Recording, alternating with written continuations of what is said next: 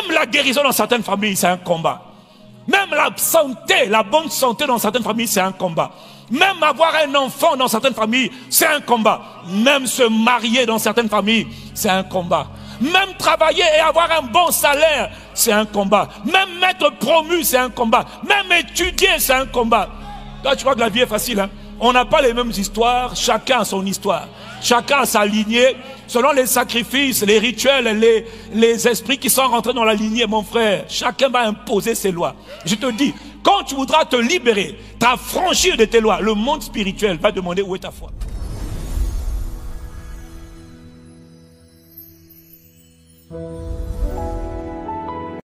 Je te dis, de la part de Dieu, on exigera ta foi pour obtenir ce dont tu as besoin. Tout ce dont tu as besoin dans cette vie. Surtout quand tu décides de progresser. Quand tu décides de devenir meilleur dans ce monde tellement ténébreux. Quand tu décides que ta vie doit avoir un impact. Quand tu décides que moi je vais progresser. Que moi je vais obéir à Dieu. Que moi je vais plaire à Dieu. Ça c'est une chose. On va exiger, le monde des esprits va exiger de toi, non pas ton or, non pas ton argent, mais ta foi. Pour te laisser passer, on va te demander ta foi. On a vu dans Luc chapitre 8, comment Jésus dit, allons de l'autre bord. Et comment sur le chemin de l'autre bord, dis avec moi de l'autre bord, dis avec moi de l'autre côté, dis avec moi avançant. Si tu veux avancer, le monde spirituel va te dire, tu n'avances pas. Moi je suis l'esprit de stagnation. J'ai bloqué ta famille.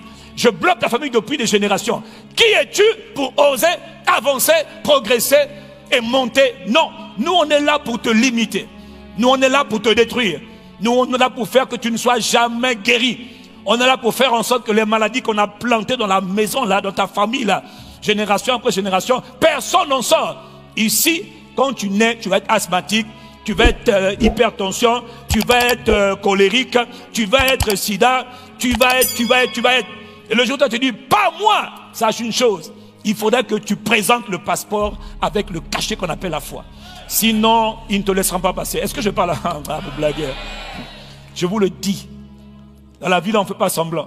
Si tu marches comme quelqu'un qui fait semblant, ne t'inquiète pas. Si tu prends ta vie à la légère, ne t'inquiète pas. Tôt ou tard, tu voudras progresser. Même la guérison dans certaines familles, c'est un combat. Même la santé, la bonne santé dans certaines familles, c'est un combat. Même avoir un enfant dans certaines familles, c'est un combat. Même se marier dans certaines familles, c'est un combat.